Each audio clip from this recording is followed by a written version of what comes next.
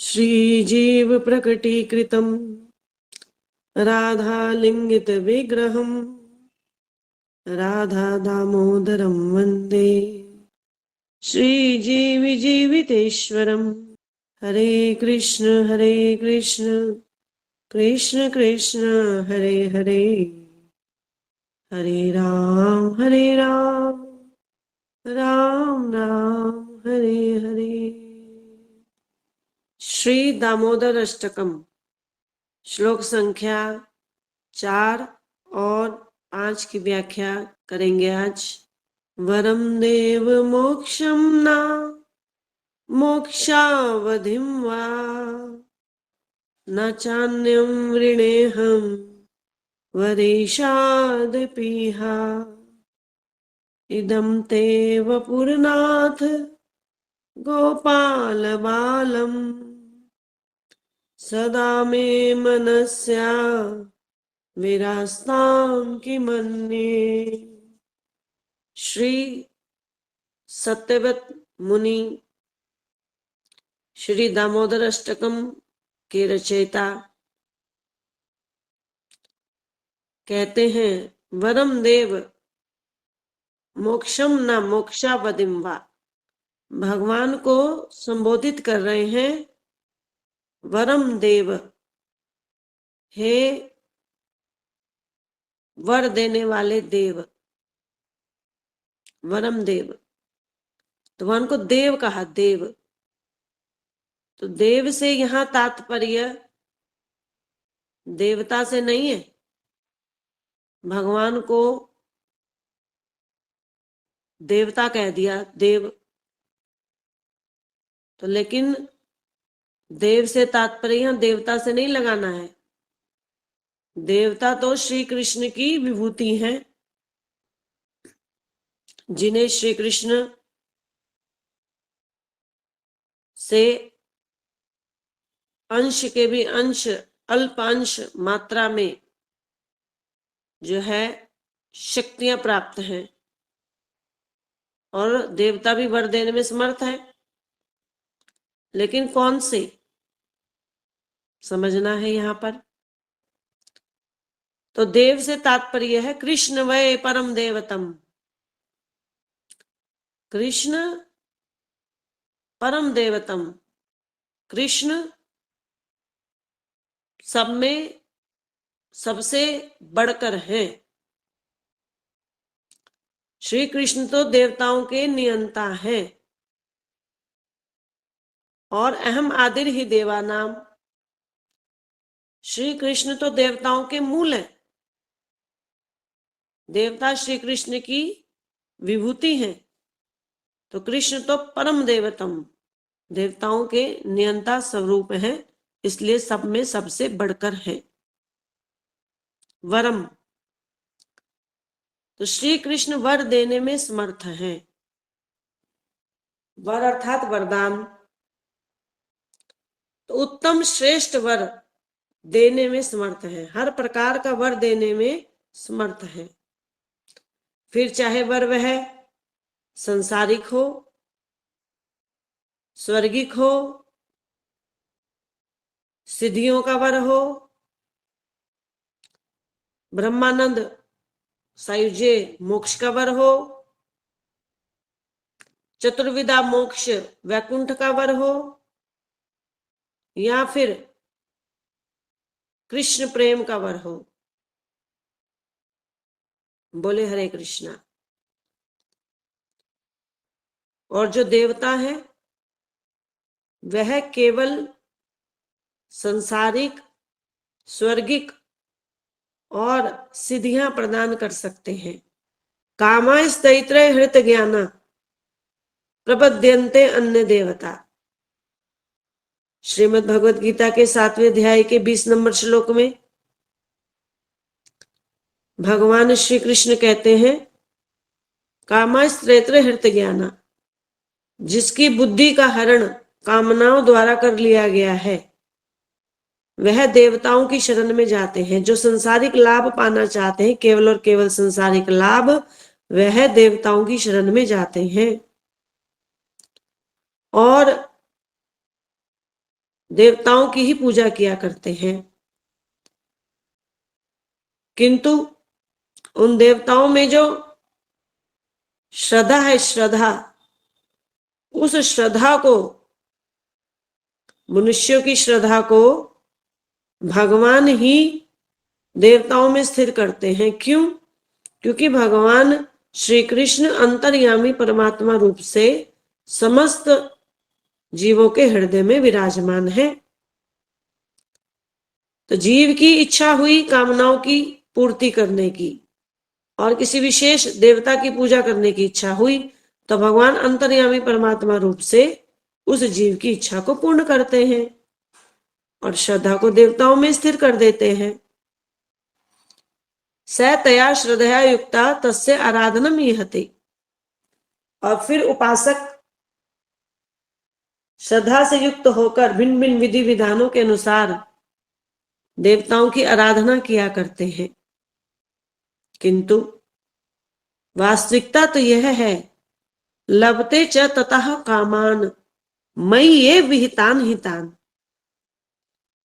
जो देवताओं ने पूजा के, उपासना के, व्रत आदि के फल स्वरूप उपासक की इच्छा पूर्ण की, लभते च तथा कामान, उपासक की इच्छा पूर्ण हुई, उपासक को लाभ मिला, कामनाओं की पूर्ति हुई, तो भगवान कह रहे हैं मयि ये विहितान हितान। बड़ा ही महत्वपूर्ण शब्द है श्लोक में भगवत गीता के, मयि ये विहितान हितान, 7वें अध्याय में।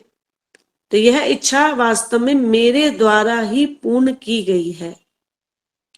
मैंने ही देवताओं को अनुमति प्रदान की है वर देने की।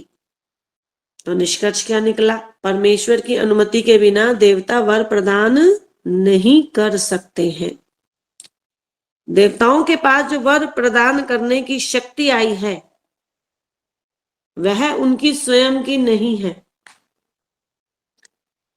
देवताओं ने शक्तियां कहां से प्राप्त की हैं? भगवान श्री कृष्ण से। ब्रह्म संहिता में आता है, यद पाद पल्लवम विनिधाय कुंभ द्वंद्वे प्रणाम समय गणाधिराजा। श्री गणपति जी महाराज के पास जो विघ्न हरने की शक्ति है, वो कहां से आई है? ब्रह्म संहिता से पता चल रहा है।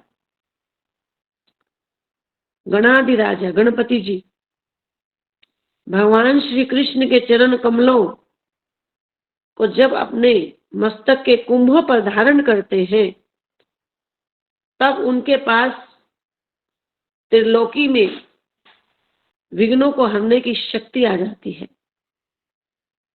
और इसी शक्ति के फलस्वरूप वह संसार में, त्रिलोकी में समस्त विघ्नों को दूर करते हैं।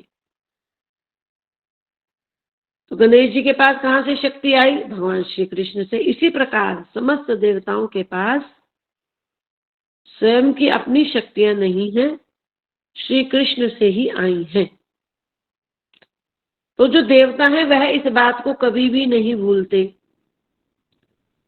तो जीव भले ही भूल जाए कि प्रत्येक वस्तु ईश्वर की संपत्ति है, किंतु देवता इस बात को कभी भी नहीं भूलते। जो देवताओं की पूजा से जो वरदान मिलेगा, वह भौतिक वर ही मिलेगा, और वह भी सीमित मात्रा में।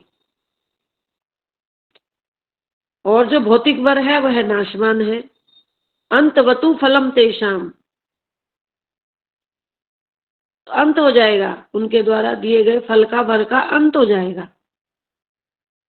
और देवताओं की वर देने की क्षमता भी सीमित है।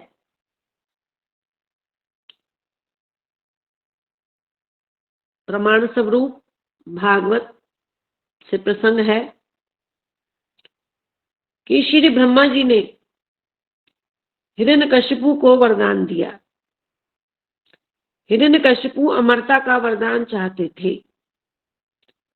किंतु श्री ब्रह्मा जी ने कहा, मैं यह वरदान तुम्हें दे नहीं सकता, क्योंकि अमर तो मैं भी नहीं, तो इसलिए इस वरदान को देने की क्षमता मेरे पास नहीं है। तब ब्रह्मा ने हिरण्यकशिपु को भिन्न भिन्न वरदान दिए कि मैं दिन में ना मरूं, मैं रात में ना मरूं। हिरण्यकशिपु ऐसा चाहता था, तो ब्रह्मा जी ने कहा तथास्तु। हिरण्यकशिपु ने कहा मैं अस्त्र से ना मरूं, शस्त्र से ना मरूं, मैं घर के भीतर ना मरूं, मैं घर के बाहर ना मरूं। इस प्रकार भिन्न भिन्न वरदान मांगे तो ब्रह्मा जी ने दे दी, किंतु अमरता का वरदान ना दे पाए।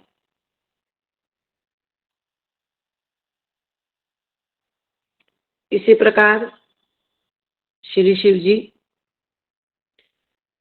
कामदेव को पुनर्जीवित नहीं कर पाए। देवी रति चाहती थी कामदेव की पत्नी कि कामदेव को पुनर्जीवन मिले, किंतु श्री शिव जी पुनर्जीवित ना कर पाए, क्योंकि समस्त देवताओं की वर प्रदान करने की क्षमता सीमित है। और भागवत से प्रसंग देखिए भगवान श्री कृष्ण का, कि उन्होंने श्री सुदामा जी का प्रारब्ध भी बदल दिया। सुदामा जी के प्रारब्ध में जो था वह निर्धन होना लिखा था, लेकिन भगवान ने प्रारब्ध बदल दिया। भाग्य को बदलने की जो क्षमता है, जो सामर्थ्य है, वो भगवान कृष्ण में है। भगवान कृष्ण ने सुदामा जी के भाग्य को बदल दिया, प्रारब्ध को बदल दिया। श्री क्षय से यक्ष श्री कर दिया, उलट दिया भाग्य को। स्वर्ग के राजा इंद्र से भी अधिक बढ़कर धन और ऐश्वर्य सुदामा जी को प्रदान कर दिया जीते जी। और भगवान श्री कृष्ण अपने गुरु पुत्र सांदीपनी मुनि के पुत्र को जीवित कर लाए, जो कि 1 वर्ष पूर्व देह त्याग कर चुका था। तो भगवान की जो क्षमता है वर देने की, वह असीमित है। और जो देवताओं के पूजक हैं वो तो देवलोक को जाएंगे, देवान देव यजो यान्ति। और भगवान की पूजा करने वाले भगवत लोक में जाएंगे। बोले हरे कृष्णा। तो जो देवता हैं ये है श्री कृष्ण के अंग स्वरूप है, विभूतियां हैं। इनकी वर प्रदान करने की जो क्षमता है वह सीमित है। और जा पर कृपा राम की हुई, ता पर कृपा करे सब कोई। तो जिस पर भगवान राम कृष्ण की कृपा हो जाती है, उस पर समस्त देवी देवता स्वयं ही प्रसन्न हो जाते हैं। तो श्री कृष्ण वरम देव हैं। तो क्या क्या वर दे सकते हैं? समस्त प्रकार के वर दे सकते हैं, चाहे वे संसारिक हैं, चाहे स्वर्गिक हैं, चाहे सिद्धियां हैं, चाहे भुक्ति है, चाहे मोक्ष है, या मोक्ष से बढ़कर कृष्ण प्रेम है। अकाम सर्व कामो वा मोक्ष काम वा उदारधी, तीव्रेन भक्ति योगेन यजेत पुरुषम परम। भागवत के दूसरे स्कंद में श्री सुखदेव जी कहते हैं कि भगवान श्री कृष्ण समस्त प्रकार की कामनाओं को पूर्ण कर सकते हैं। समस्त प्रकार की कामनाओं को, ऐसी कोई कामना है ही नहीं, ऐसा कोई वर है ही नहीं जो वह प्रदान ना कर सकते हो।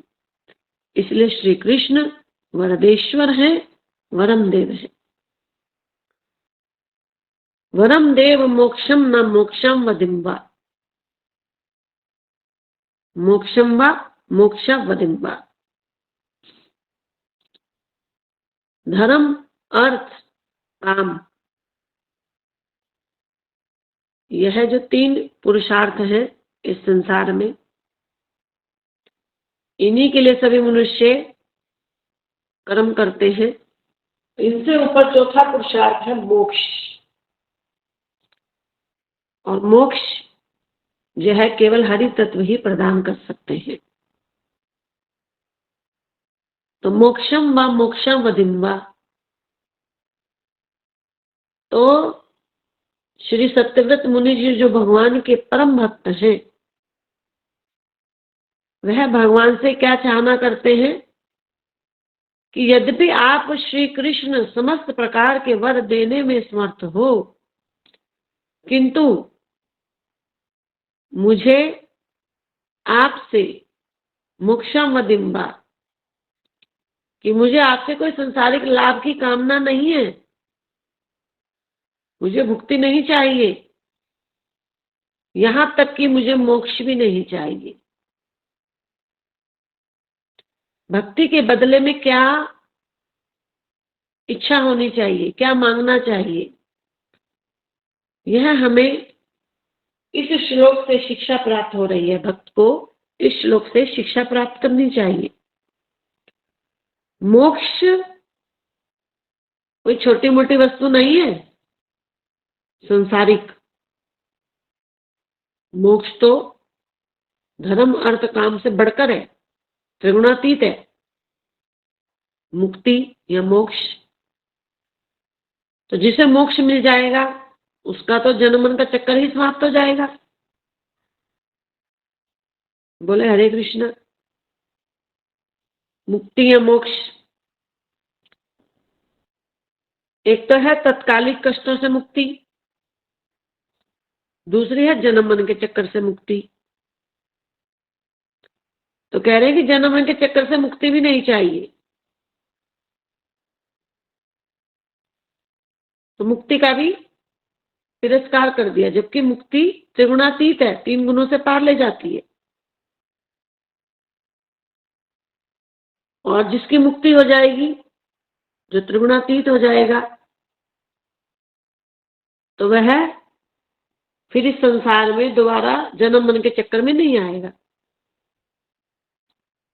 मुक्ति जीते जी भी हो जाती है, कोई जीते जी भी मुक्त हो सकता है, त्रिगुणातीत हो सकता है, लेकिन बात हो रही है जन्म मन के चक्कर से पार ले जाने वाली मुक्ति। यह मुक्ति 2 प्रकार की है, सद्यो मुक्ति, क्रमो मुक्ति। सद्यो मुक्ति में कोई मनुष्य देह का त्याग करके मृत्यु लोक से सीधा ही परम धाम में जाता है। और दूसरी है क्रमो मुक्ति। क्रमो मुक्ति में मनुष्य इस मृत्यु लोक में देह का त्याग करके ऊपर के लोकों में होते हुए परम धाम को जाता है। ऊपर के लोक जैसे स्वर्ग लोक, महर लोक, तप लोक, फिर ब्रह्म लोक, फिर परम धाम। तो जीव प्रकृति के 3 गुणों से मुक्त होकर क्रमो मुक्ति में ऊपर के लोकों में होते हुए परम धाम को जाता है।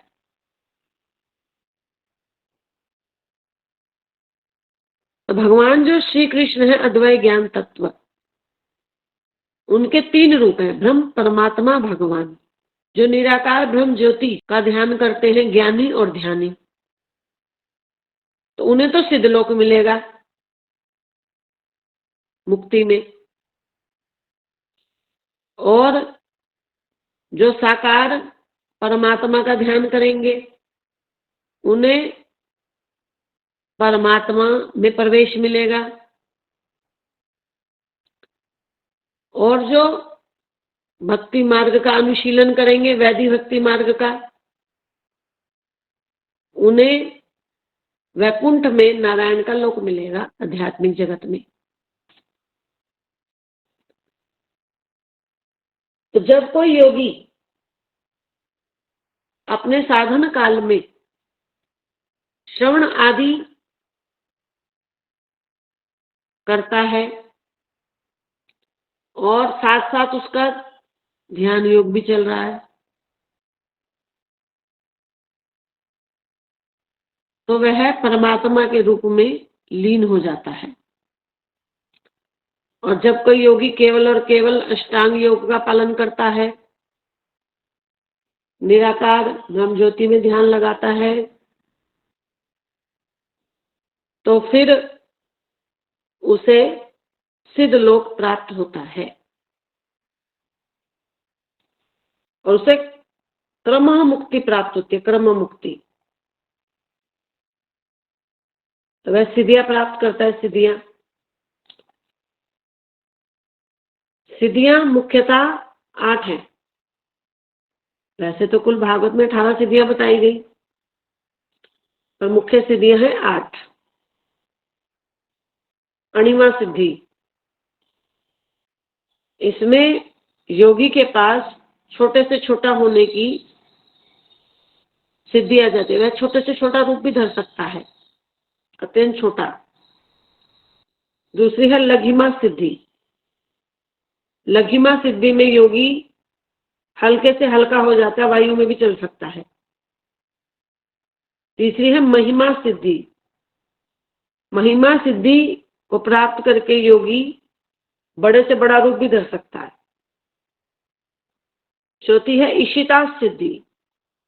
इशिता सिद्धि में योगी कोई भी संसारिक वस्तु का सृजन कर सकता है।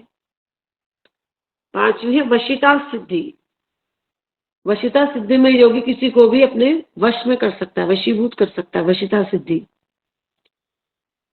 छठी है प्राप्ति। प्राप्ति सिद्धि जिसके पास आ जाएगी, जिस योगी के पास, वह कुछ भी प्राप्त कर सकता है। सातवीं है पराकाम्य सिद्धि। पराकाम्य सिद्धि में योगी असंभव कार्य भी कर सकता है। आठवीं है कामनाओं को पूर्ण करने की सिद्धि।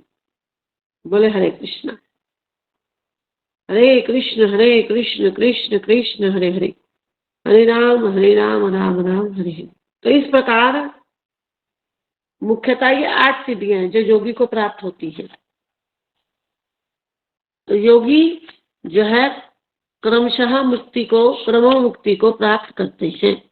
ऊपर के लोकों में होते हुए, ब्रह्म लोक को होते हुए फिर सिद्ध लोक में जाते हैं। तो इस श्लोक में मुक्ति का भी तिरस्कार कर दिया गया, जबकि मुक्ति तो समस्त शास्त्रों में प्रयोजन तत्व के रूप में बताई गई है मुक्ति। और भागवत के जो 10 लक्षण बताए गए हैं उसमें 9वां लक्षण मुक्ति है। मुक्ति का वास्तविक अर्थ क्या है? मुक्ति हित्वा अन्यथा रूपेण व्यवस्थिति। अन्यथा रूपेण, जो जीव के ऊपर अन्यथा रूप है, अन्यथा रूप, आरोपित रूप, क्या कि मैं शरीर, मेरा इस संसार से संबंध है, मैं मेरा की भावना, तो यह आरोपित है, माया के द्वारा आरोपण कर दिया गया। जीव माया ने जो है जीव के वास्तविक स्वरूप को तो ढक दिया, और जीव जो है भ्रम में अपने आप को शरीर के संबंधियों को मेरा, संसार को मेरा मान रहा है। ये अन्यथा रूप है। तो मुक्ति वही है जो इस रूप को हटा देती है। तो इस रूप से मुक्त होना ही मुक्ति है, वास्तविक स्वरूप में आ जाना ही मुक्ति है। तो जीव परतत्व भगवान श्री कृष्ण का अंश है, और इस रूप में वह सच्चिदानंद है, मायातीत है जीव। किंतु जीव का चिद रूप दुर्बल है, जिसके कारण जीव इस अन्यथा रूप के कारण आरोपित हो गया है माया के द्वारा। कृष्ण भूली सही जीव भोग वांछा करे, तार निकटस्थ माया झापटिया धरे। कृष्ण को भूलने के कारण ही माया ने जीव के स्वरूप ज्ञान को, संबंध ज्ञान को आच्छादित कर दिया है। जीव यद्यपि परतत्व भगवान श्री कृष्ण का अंश है। अंश से तात्पर्य ऐसा नहीं कि जैसे कि छेनी के द्वारा पत्थर के टुकड़े का तोड़कर अंश बन गया, पत्थर के टुकड़ा हो गया, उसको भी अंश करेंगे, तो ऐसा अंश नहीं है जीव। परतत्व की शक्ति का अंश है। परतत्व था भगवान श्री कृष्ण। श्री कृष्ण की 3 मुख्य शक्तियां हैं, स्वरूप शक्ति, तटस्था शक्ति, बहिरंगा शक्ति। तो कौन सी शक्ति का अंश है? तटस्था शक्ति का अंश है। सूर्य की रश्मि की भांति स्थानीय अंश है। तो जीव और ब्रह्म में सदा से भेद है। तो जीव को भगवान ने स्वतंत्रता दे रखी है। यदि भेद ही ना हो तो फिर स्वाधीनता और स्वतंत्रता कैसी? तो जीव कभी भी ब्रह्म नहीं बन सकता, कभी नहीं बन सकता। तो जब जीव श्री कृष्ण के सम्मुख हो जाएगा तो माया की से निवृत्ति हो जाएगी। अभी जीव कृष्ण से विमुख है, इसी कारण वह इस संसार में माया के 3 गुणों के बंधन में है। तो माया के बंधन से मुक्त होना, श्री कृष्ण के सम्मुख होना ही मुक्ति है। जीव का मिथ्या ज्ञान, मैं मनुष्य हूं, मैं देवता हूं, मेरा इस संसार से संबंध है, तो ये मिथ्या ज्ञान जब मिट जाएगा कृष्ण भक्ति से, तो यही मुक्ति है। जन्म मरण के चक्कर से पार हो जाने का नाम मुक्ति है। हरे कृष्ण कृष्ण कृष्ण हरे हरे, हरे राम राम राम हरे हरे। तो भागवत में 5 प्रकार की मुक्ति का वर्णन है। मुक्ति 5 प्रकार की होती है। सबसे पहली और निचले स्तर की मुक्ति है सायुज्य मुक्ति या सायुज्य मोक्ष, जिसे ज्ञानी ध्यानी प्राप्त करते हैं। इस मुक्ति में जीव निराकार ब्रह्म स्वरूप को प्राप्त कर लेता है।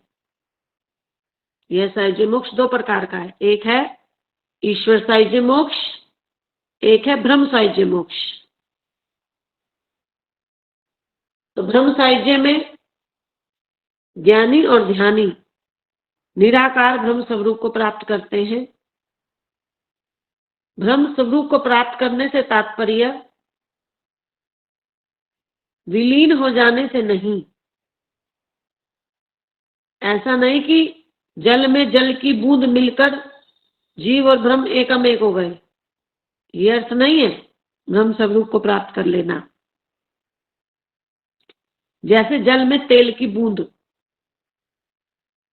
ऐसा तात्पर्य अर्थ ग्रहण करना चाहिए। तो इस मुक्ति में दुखों से निवृत्ति है, माया के 3 गुणों से मुक्ति है। यह भी स्थायी पद है, क्योंकि निराकार ब्रह्म का जो अस्तित्व है वह भी सत्य है। लेकिन इस मुक्ति में पुरुषार्थ नहीं, क्रिया नहीं, सेवा नहीं, सेवा का आनंद नहीं, किंतु यह भी स्थायी पद है। इस मुक्ति को प्राप्त करके भी जीव कभी भी जन्म मरण के चक्कर में नहीं आएगा। और जो ईश्वर सायुज्य मुक्ति है वह किसे मिलती है? ध्यानी को। तो यह मुक्ति उन ध्यानी को मिलती है, ध्यान मार्गियों को मिलती है, जो अपने अंतःकरण में परमात्मा के साकार रूप का ध्यान करते हैं। जीव ब्रह्म एक के भाव से परमात्मा के रूप में विलीन हो जाना चाहते, सेवा भाव से परमात्मा का ध्यान नहीं करते, क्योंकि भक्ति में तो सेवा है। तो जो विलीन हो जाना चाहते हैं उन्हें माया के 3 गुणों से मुक्ति होने के पश्चात ईश्वर सायुज्य मुक्ति मिलती है। तो यह मुक्ति प्रायः भगवान श्री कृष्ण अपने हाथों से मारे जाने वाले शत्रुओं को प्रदान करते हैं। प्रमाण है अघासुर का। भागवत में अघासुर को मारने के बाद भगवान श्री कृष्ण ने सायुज्य मोक्ष प्रदान किया। लेकिन यह भागवत का प्रयोजन तत्व नहीं है। भले ही यह ज्ञानी और ध्यानी का प्रयोजन हो, किंतु यह भक्त का प्रयोजन कदापि नहीं। भक्त इस मुक्ति को कदापि नहीं चाहता। क्यों नहीं चाहता? क्योंकि इस मुक्ति में सेवा नहीं, इस मुक्ति में क्रिया नहीं, इस मुक्ति में पुरुषार्थ नहीं, इस मुक्ति में केवल और केवल दुख की निवृत्ति है। ब्रह्मानंद भी है तो केवल बिंदुवत। तो भक्त तो सेवा चाहता है। तो यह मुक्ति, तो ऐसे समझिए कि जीव को सदा के लिए, चिरकाल के लिए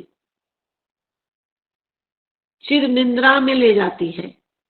जीव का जो अस्तित्व है वो केवल चिर निद्रा में रह जाता है, बस क्रिया तो रहती नहीं, सेवा तो रहती नहीं। इसलिए भक्त इस मुक्ति को कदापि नहीं चाहता। सायुज्य मोक्ष से ऊपर है वैकुंठ की चतुर्विधा मुक्ति, 4 प्रकार की मुक्ति।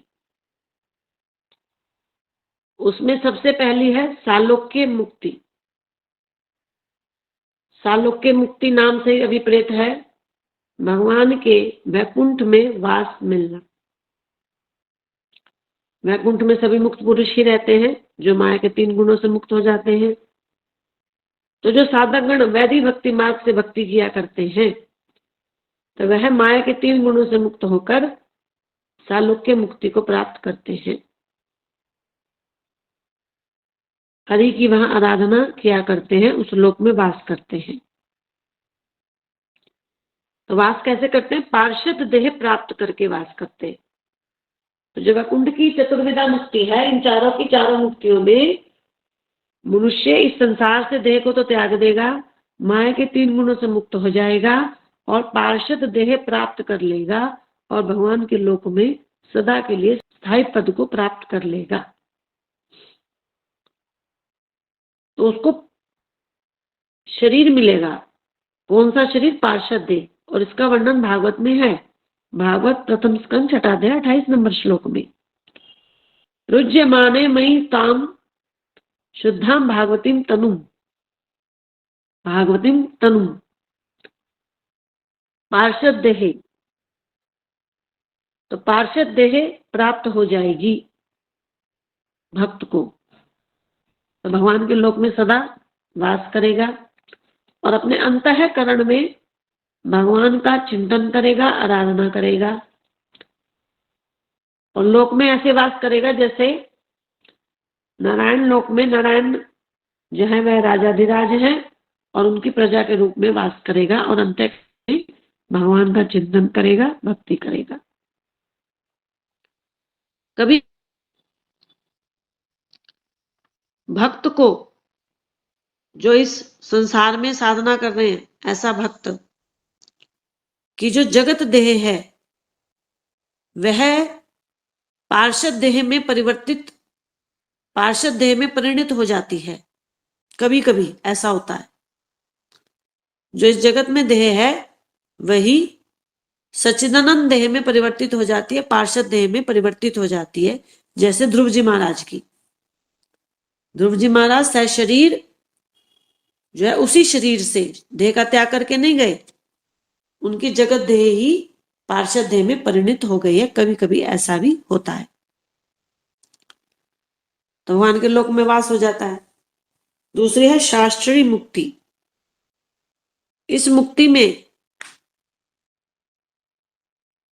भगवान के लोक में पार्षद को, साधक को, जिसकी साधना सिद्ध हो गई, जिससे मुक्ति मिल गई, उसे कुछ विशेषाधिकार, विशेष शक्तियां मिल जाती हैं, किंतु समग्र शक्तियां नहीं मिलती। सृष्टि की उत्पत्ति, पालन, संहार की शक्ति नहीं मिलती। कुछ विशेष शक्तियां, विशेष अधिकार मिल जाते हैं भक्त को, किंतु भगवान के समान नहीं। बोले हरे कृष्णा। तो ये होगी शास्त्रीय मुक्ति। तीसरी है सारूप्य मुक्ति। सारूप्य मुक्ति में भगवान के लोक में भगवान जैसा ही रूप, चतुर्भुज रूप, सुंदर रूप प्राप्त हो जाता है। वैसे तो भगवान के सभी पार्षद जो हैं वह चतुर्भुज हैं, किंतु सारूप्य मुक्ति प्राप्त जो पार्षद है वो विशेष रूप से सुंदर रूप को प्राप्त करते हैं और विशेष जो है रूप से उनका स्थान होता है वहां लोक में, वैकुंठ लोक में। किंतु वह कभी भी कौस्तुभमणि, श्रीवत्स की रेखा और भगवान के जैसे पदों में चिन्ह है वैसा वह कभी भी प्राप्त नहीं कर सकते, क्योंकि यह चिन्ह, यह मणि तो केवल और केवल भगवान के पास ही होती है और वह भी स्वरूपभूत। तो यह होगी सारूप्य मुक्ति। चौथी है सामीप्य मुक्ति। सामीप्य मुक्ति में भगवान के निकट निवास मिलता है और नेत्रों से भक्त को भगवान का दर्शन लाभ मिलता है। सेवा का अधिकार प्रत्यक्ष रूप से मिलता है, भगवान का बाह्य साक्षात्कार मिलता है। तो जो अन्य तीन मुक्ति हैं, सारूप्य, शास्त्रीय और सामीप्य, उससे ज्यादा आनंद इस मुक्ति में है, सामीप्य मुक्ति में। अन्य तीन मुक्ति में तो केवल अंतः साक्षात्कार है और सामीप्य मुक्ति में बाह्य साक्षात्कार भी है, भगवान का प्रत्यक्ष आंखों से दर्शन भी है, सेवा भी है। तो तीनों से ज्यादा बढ़कर आनंद होगा, ब्रह्मानंद से बढ़कर आनंद हुआ वैकुंठ की मुक्तियों में, और वैकुंठ की मुक्तियों में भी सामीप्य मुक्ति में सबसे ज्यादा आनंद हुआ। और वैकुंठ की चार मुक्तियां भी दो प्रकार की हैं, सुख ऐश्वर्योत्तरा मुक्ति और प्रेम सेवोत्तरा मुक्ति।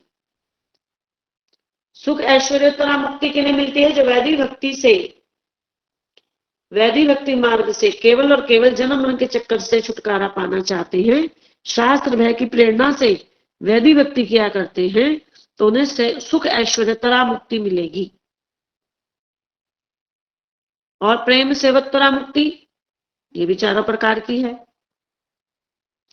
तो प्रेम सेवोत्तरा मुक्ति उन्हें मिलेगी जो भगवान की सेवा लालसा चाहते हैं, सेवा करना चाहते हैं भगवान के लोक में, किंतु चल रहे हैं वैदिक भक्ति मार्ग पर,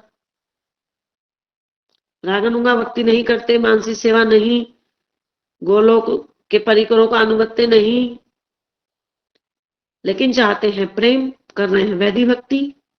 तो वैदिक साधन भक्ति जो प्रेम चाहने वाले हैं, चरणों की सेवा चाहने वाले हैं, उन्हें फिर प्रेम सेवोत्तरा मुक्ति मिलेगी।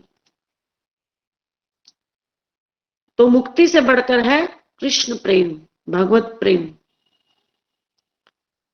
तो जिसकी इस श्लोक में चाहना की गई है। मुक्ति तो नहीं चाहिए, कह रहे हैं मोक्षम न मोक्षम वदिम्वा, ना तो संसारिक पदार्थ चाहिए, न मोक्ष चाहिए सायुज्य मोक्ष, न सायुज्य मोक्ष से बढ़कर वैकुंठ का चार मोक्ष चाहिए, और फिर संसारिक वर तो चाहिए ही नहीं। तो मुक्ति से बढ़कर क्या है? भगवत प्रेम, क्योंकि मुक्ति की चाहना का तो तिरस्कार किया गया है भागवत में। भुक्ति मुक्ति स्पृहा यावत पिशाची हृदय वर्तते, तावद भक्ति सुख स्याम कथम भय युदयो भवेत। जो कृष्ण प्रेम चाहते हैं, जो कृष्ण की चरण सेवा चाहते हैं, तो उनमें मोक्ष की इच्छा नहीं रहती। धर्म अर्थ काम मोक्ष में से मोक्ष दुर्लभ है, किंतु उससे भी अधिक दुर्लभ है कृष्ण प्रेम। तो भुक्ति और मुक्ति की ही स्पृहा को जो है वो क्या कह दिया? पिशाची, जबकि मुक्ति पिशाची नहीं है, मुक्ति की स्पृहा पिशाची है। मुक्ति को पिशाची नहीं समझना, मुक्ति तो श्रेष्ठ है धर्म अर्थ काम से, लेकिन कहा गया कि जिसके अंदर ये इच्छा बनी रहेगी मुक्ति की, मोक्ष की, तो उसे कृष्ण प्रेम नहीं मिल पाएगा। और कृष्ण प्रेम में आनंद चिन्ह में रस, असीम आनंद का रस, अमृत रस, तो उसे वह नहीं मिलेगा। तो उसे सुख ऐश्वर्योत्तरा मुक्ति तो मिल जाएगी, प्रेम सेवोत्तरा जो है वह रस नहीं मिलेगा, और गोलोक का जो आनंद चिन्ह में रस है कृष्ण प्रेम, वह नहीं मिलेगा। जिसके अंदर मुक्ति की चाहना रहेगी। ज्ञानी ध्यानी के लिए जो मुक्ति है वो पिशाची नहीं है, किंतु एक भक्त जो कृष्ण प्रेम चाहता है उसके लिए मुक्ति की इच्छा आनंद में बाधक है। बाधक है, पिशाची से तात्पर्य बाधक है। तो परमानंद तभी प्राप्त होगा जब मोक्ष की इच्छा निकल जाएगी। और भागवत के अनुसार जो प्रयोजन तत्व है वह कृष्ण प्रेम है। हरे कृष्ण कृष्ण कृष्ण हरे हरे, हरे राम राम राम हरे हरे। भागवत के अलग अलग स्कंद में अलग अलग यह बात की मुक्ति से बढ़कर कृष्ण प्रेम है। श्रीमद् भागवत तीसरा स्कंद 29वां अध्याय 13 नंबर श्लोक। सालोक्य शास्त्री सामीप्य सारूप्य एकम त्वम मुप्यता दीयमानम न गृह्णन्ति विना मत सेवनम जना। भगवान कपिल माता देवहूति को भक्ति योग की शिक्षा देते हुए कहते हैं, शुद्ध भक्त जन मेरी सेवा के अतिरिक्त सालोक्य शास्त्री सामीप्य सारूप्य और सायुज्य मोक्ष तक को भी मेरे प्रदान किए जाने पर ग्रहण नहीं करते। क्योंकि साधक को भगवान सबसे पहले यही देने वाले हैं, कौन सी मुक्ति चाहिए। तो जो साधक मुक्ति की इच्छा का त्याग कर देगा वही कृष्ण प्रेम पाने का अधिकारी है। तो जो कृष्ण सेवा चाहते हैं भगवान की, शुद्ध भक्त जन, तो वह मोक्ष नहीं चाहते। बोले हरे कृष्ण कृष्ण कृष्ण कृष्ण हरे हरे, हरे राम राम राम हरे हरे। नारायण परा सर्वे न कुतश्चन विभ्यति, सर्गापवर्ग नरकेशोपि तुल्यार्थ दर्शिना। भागवत छठा स्कंद 17वां अध्याय 28 नंबर श्लोक। जो भगवान के भक्त हैं वह इस संसार में कभी भी जन्म मरण के चक्कर से कष्टों से भयभीत नहीं होते हैं। इस श्लोक में बताया गया। श्री रुद्र जी श्रीमती रुद्रानी के पति कहते हैं, भगवान श्री नारायण के सभी शरणागत भक्त कहीं भी भयभीत नहीं होते और वे स्वर्ग मोक्ष और नरक में भी समान रूप से है दृष्टि रखने वाले हैं। स्वर्ग में, नरक में और मोक्ष में। बोले हरे कृष्णा। जबकि नरक जो है वह ऐसा स्थान है जहां पापी जाते हैं और स्वर्ग पुण्य आत्माओं के लिए है। तो जो भक्त हैं वह स्वर्ग और नरक में समान भाव रख रहे हैं। बोले हरे कृष्णा। और मोक्ष के लिए भी। क्यों? क्योंकि वह तो केवल और केवल भगवान की सेवा चाहते हैं। उनका ध्येय संसार के कष्टों से छुटकारा पाना नहीं है, स्वर्ग पाना भी नहीं है, मोक्ष पाना भी नहीं है, केवल और केवल भगवान की सेवा चाहते हैं। बोले हरे कृष्णा। भागवत 9वां स्कंद 4था अध्याय 67 नंबर श्लोक में श्री नारायण जी दुर्वासा जी के प्रति कहते हैं, मत सेवया प्रतीतम च सालोक्य आदि चतुष्टयम नेच्छन्ति सेवया पूर्णः कुतो अन्यत काल विप्लुतम। मेरी सेवा सुख से पूर्ण संतुष्ट भक्त मेरी सेवा से स्वतः प्राप्त होने वाली 4 प्रकार की मुक्तियों सालोक्य, सारूप्य, शास्त्री और सामीप्य की इच्छा भी नहीं करते। तो फिर काल के प्रभाव से नष्ट हो जाने वाले विषय भोगों की इच्छा करने का तो प्रश्न ही नहीं उठता। अर्थात भगवान की सेवा चाहने वाले भक्त संसार के विशेष भोग नहीं चाहते और संसार के विषय भोगों से बढ़कर है मुक्तियां, वैकुंठ की मुक्तियां 4, तो वह भी नहीं चाहते। वह तो केवल और केवल मेरी सेवा ही चाहते हैं। बोले हरे कृष्णा। अब भागवत के 11वें स्कंद के 14वें अध्याय के 14 नंबर श्लोक में भगवान श्री कृष्ण स्वयं कह रहे हैं, क्या कहते हैं?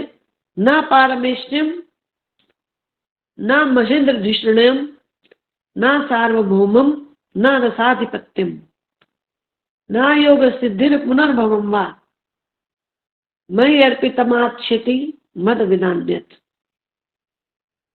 जिसने स्वयं को मुझे समर्पित कर दिया है वह भक्त मेरे अतिरिक्त ब्रह्मा का पद भी नहीं चाहता, न पारमेष्टिम न महेंद्र धिष्णयम न देवराज इंद्र का पद चाहता है, ना ही पृथ्वी का सम्राट बनना चाहता है, ना ही रसातल का स्वामी बनना चाहता है, ना योग सिद्धि पुनर्भवम वा, और ना ही वह अणिमा आदि जो 8 योग सिद्धियां हैं और 10 गुण सिद्धियां हैं वह भी नहीं चाहता, यहाँ तक कि मोक्ष भी नहीं चाहता। वह तो केवल और केवल मेरी सेवा ही चाहते हैं।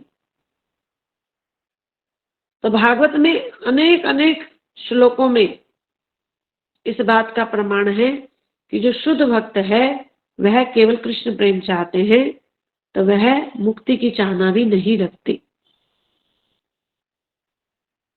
श्री चैतन्य चैतामृत में इसीलिए एक कृष्ण भक्त को ज्ञानी, ध्यानी और मुक्त भक्त से ऊपर बताया गया।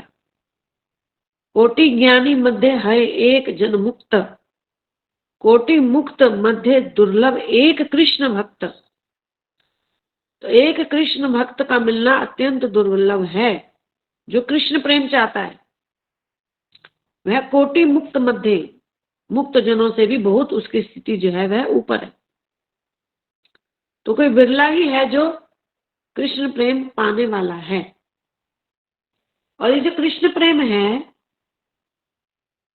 भगवान इस कृष्ण प्रेम को इतनी सरलता से नहीं देते, जबकि मुक्ति सरलता से दे देते हैं। प्रमाण भागवत का 5वां स्कंद 6ठा अध्याय 18 नंबर श्लोक। श्री सुखदेव जी कहते हैं, मुक्तिम ददाति कहिश्चित स्मन भक्ति योगम। भगवान श्री कृष्ण अपने भक्तों को मुक्ति तो सरलता से दे देते हैं, किंतु प्रेमा भक्ति सहज में प्रदान नहीं करते। बोले हरे कृष्णा। तो मुक्ति तो सरलता से मिल जाएगी, जो अनन्य भक्ति करेंगे, जो विश्व गुरु जी के अनुगत्य को प्राप्त कर चुके हैं और तत्व ज्ञान समझ में आता नहीं लेकिन भक्ति कर रहे हैं, भागवत सुन रहे हैं, अनन्य भक्ति कर रहे हैं, तो ऐसे भक्तों को मुक्ति सहजता में मिल जाएगी, वैकुंठ की चतुर्विधा मुक्ति। और जो विश्व गुरु जी के अनुगत होकर तत्व ज्ञान अर्जित कर रहे हैं, तो उन्हें विष्णु गुरु जी की कृपा से एक ना एक दिन कृष्ण प्रेम भी अवश्य मिलेगा। तो ऐसा भक्त मिलना सुदुर्लभ है। तो भागवत का प्रयोजन तत्व है प्रेमा भक्ति। मुक्ति तो भगवान की दासी है, मुक्ति तो भगवान की दासी है जो भक्त के पीछे पीछे चलती है, बिना बुलाए भक्त के पीछे पीछे चलती है। मुक्ति कहे गोपाल से मेरी मुक्ति बताए, ब्रज रज उड़ मस्तक लगे मुक्ति मुक्त है जाए। मुक्ति भगवान की दासी है जो भक्त के पीछे पीछे चलती है, तो वह भी ब्रज भक्तों के चरणों की रज प्राप्त करने से मुक्त हो जाया करती है। तो भक्त मुक्ति को नहीं चाहता, कहता है कि मोक्ष भी नहीं चाहिए। वरम देव मोक्षम न मोक्षम दिम्बा। तो हे वरदेश्वर, हे कृष्ण, मोक्ष नहीं चाहिए, तो क्या चाहिए? इदम ते वपुरनाथ गोपाल बालम, जो ये आपका सुंदर गोपाल रूप है ना, ये सदा मेरे मन में विराजित रहे। किम मन में, मुझे अन्य वर की कामना नहीं है। कौन सा सुंदर रूप, अगले श्लोक में बताया जा रहा है। 5वें श्लोक में, श्री दामोदर अष्टकम 5वां श्लोक। इदम ते मुखाम्बोज अत्यंत नीले वृतम कुंतल है स्निग्ध वक्रेश गोप्या मुहुश्चुम्बितम निम्न रक्ता धर्म में मनस्या विरस्ता मलम लक्ष्य लाभे। यह सुंदर रूप 5वें श्लोक में बता रहे हैं। ये सुंदर रूप सदा मेरे मन में विराजित रहे। इदम ते मुखाम्बोज, आपका जो मुख है अम्बोज, कमल के समान खिला हुआ है, सुंदर, अत्यंत नीले, वृतम कुंतले, और काले घुंघराले केशों से आच्छादित है आपका मुख कमल, लालिमा युक्त है। गोप्या मुह चुम्बितम, गोपी यशोदा आपके मुख कमल का चुम्बन कर रही है। बिंब रक्ता धर्म में, जो आपके अधर हैं यह बिंब फल की भांति लाल लाल है। आपके होंठ सुंदर सुशोभित हैं। यह सुंदर मुख कमल सदा मेरे मन में विराजित हो। लाखों लाभों की मुझे कोई आवश्यकता नहीं है, मुझे कोई वर नहीं चाहिए। और कौन कौन से वर नहीं चाहिए, पिछले श्लोक में आ गया। तो भगवान के रूप सौंदर्य का,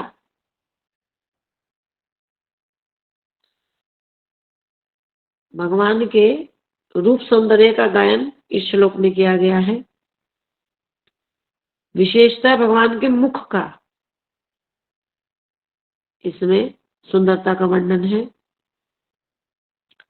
भगवान का कमल जैसा आनंद मुख अत्यंत सुंदर है। भागवत में आता है कि भगवान का मुख कमल का दर्शन भक्तों को उत्सव जैसा प्रतीत होता है। जब भक्त भगवान के आनंद का मुख कमल का दर्शन करते हैं तो भक्तों के लिए मानो, भक्तों के नेत्रों के लिए मानो कि उत्सव हो रहा हो, ऐसा प्रतीत होता है। भगवान का जो मुख है वह करोड़ों करोड़ों कामदेव की जो सुंदरता है उसको भी मात देने वाला है, जबकि कामदेव अत्यंत सुंदर देव पुरुष है। समस्त देवताओं में सबसे सुंदर कामदेव। इसीलिए भगवान का एक नाम है मदन मोहन। मदन अर्थात कामदेव, कामदेव को भी मोहित करने वाले, उनकी सुंदरता को भी मात देने वाले, इतने सुंदर है भगवान। भगवान जब इस धराधाम पर आते हैं तो संपूर्ण सौंदर्य तो प्रकट ही नहीं करते हैं, और भगवान का मुख कमल का दर्शन का जो आनंद है वह केवल ब्रज में मनुष्यों के लिए नहीं उत्सव होता, नर नारियों के लिए नहीं, अपितु पशु पक्षियों के लिए भी, यहाँ तक कि वनस्पतियों के लिए भी उत्सव जैसा प्रतीत होता है। यमुना जी के लिए भी, नदियों के लिए भी जब वह भगवान का दर्शन करते हैं तो स्तब्ध रह जाती हैं। इतने सुंदर है भगवान, इतने सुंदर है कि पशु पक्षी भी भगवान का रूप सौंदर्य का आनंद लेते हैं ब्रज में। तो भगवान के मुख को कमल कहा, कमल। तो भगवान के शरीर के जो अंग हैं, दिव्य अंग, तो वह अष्ट कमल की भांति है। 8 पंखुड़ियों वाला कमल। कमल क्यों कहा? क्योंकि कमल अत्यंत सुंदर पुष्प है। भगवान अष्ट कमल की भांति है। भगवान के 8 अंग की उपमा कमल से की गई है भागवत में, शास्त्रों में। भगवान के 2 हस्त कमलवत, भगवान का मुख कमल, भगवान के 2 चरण कमल, भगवान के 2 नेत्र, भगवान के 2 नेत्र कमल, भगवान की नाभि, पंकज नाभाय कमल। तो 8 हो गए, 2 हाथ, 2 चरण, 2 नेत्र, 1 मुख, 1 नाभि। तो 8 अंग भगवान के कमल के समान है, सुंदर। वैसे तो वास्तव में भगवान कमल से भी कोटि गुना ज्यादा सुंदर है। और गोपी यशोदा इस मुख कमल को निहार रही है। कहीं कहीं भगवान के मुख की उपमा चंद्रमा से भी की गई है, मुख चंद्राकारम, चंद्रमा के समान सुंदर है। तो भगवान का प्रत्येक अंग प्रत्यंग सुंदर है, सुरमयांग है भगवान। तो यहाँ इस श्लोक में मुख की शोभा बताई गई है, अधर की शोभा बताई गई है। अधर भगवान के लाल लाल है। श्री उद्धव जी तो यहाँ तक कहते हैं कि जो कुरुक्षेत्र के युद्ध में जो शत्रु पक्ष के सैनिक थे, तो जब वह भगवान का मुख निहारते तो स्तब्ध रह जाते और अस्त्र शस्त्र चलाना भूल जाते। और फिर अर्जुन जी उन पर प्रहार करते, उनका वध कर देते। और भगवान के नेत्रों का दर्शन करते करते इन शत्रु पक्ष के सैनिकों को मोक्ष मिल गया। और मरते समय ये मृत्यु का कष्ट भी भूल गए, क्योंकि भगवान को निहार रहे थे, दर्शन कर रहे थे। तो भगवान का जो मुख दर्शन है, यह केवल भक्तों को ही नहीं आनंद देने वाला, आकर्षित करने वाला, यह शत्रु पक्ष के सैनिकों को भी आकर्षित कर रहा है। शत्रु भी मोहित हो जाया करते थे भगवान का दर्शन करके, तो इतने सुंदर है भगवान। तो इसी सुंदर दर्शन की लालसा कर रहे हैं कि यह सुंदर मुख, यह सुंदर दर्शन, हे गोपाल बालम, सदा सदा के लिए मेरे मन में बस जाए। और इसके आगे मुझे लक्ष्य लाभ है, मुझे किसी भी प्रकार के वरों की, लाखों लाखों प्रकार के लाभों की कोई कामना नहीं है। तो कितनी सुंदर इच्छा श्री सत्यव्रत मुनि जी यहाँ पर व्यक्त करते हैं अपने भावों में, और जो हमें शिक्षा प्रदान करते हैं कि भक्त को क्या मांगना चाहिए। भक्त को केवल और केवल भगवान के चरणों की नित्य सेवा मांगनी चाहिए। कोई सांसारिक पदार्थ, सांसारिक पदार्थों से ऊपर मोक्ष जो कि पुरुषार्थ है, श्रेष्ठ पुरुषार्थ, तो उसे भी नहीं मांगना चाहिए। तो भागवत का परम प्रयोजन तत्व कृष्ण प्रेम की ही याचना, कृष्ण प्रेम की इच्छा भक्तों को सदैव अपने मन में रखनी चाहिए, जो राधा कृष्ण की नित्य सेवा प्राप्त करना चाहते हैं। तो उन्हें केवल और केवल भगवान की नित्य सेवा लालसा, चरण सेवा लालसा ही मन में रखनी चाहिए। अन्य किसी भी प्रकार की कामना मन में नहीं रखनी चाहिए।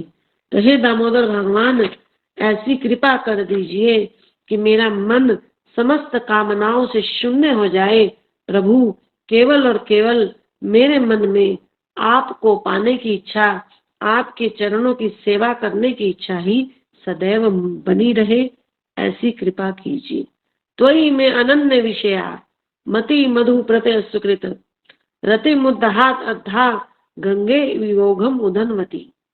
देवी कुंती जी भागवत में कहती हैं, त्वयि में अनन्य विषया, मेरे मन में कोई अन्य विषय रहे ही नहीं, कोई संसारी कामना रहे ही नहीं, किसी संसारिक संबंध के प्रति आसक्ति रहे ही नहीं, केवल और केवल आपको पाने की इच्छा बनी रहे। मेरा मन सदैव आपकी ही ओर बढ़ता रहे, मेरे मन में सदैव आपको पाने की इच्छा रहे, आपके दर्शनों की इच्छा रहे, आपके चरण सेवा की इच्छा रहे। हे दामोदर प्रभु, हे दामोदर भगवान, मुझ पर ऐसी कृपा कीजिए। श्री श्री दामोदर अष्टकम की जय। श्री श्री सत्यव्रत मुनि की जय।